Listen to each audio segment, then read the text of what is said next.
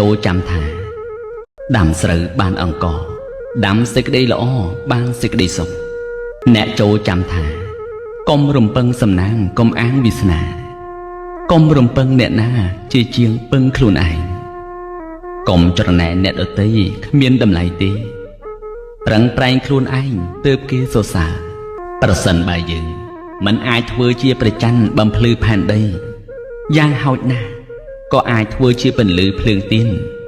បំភ្លឺគ្រួសារនិងមនុស្សដែលរស់នៅជុំវិញខ្លួនបានដែរការត្រឡប់បានមកជាមនុស្សបានដោយកម្រការរស់នៅរបស់សត្វទាំងឡាយបានដោយកម្រការស្ដាប់ធម៌របស់សប្បុរសបានដោយកម្រ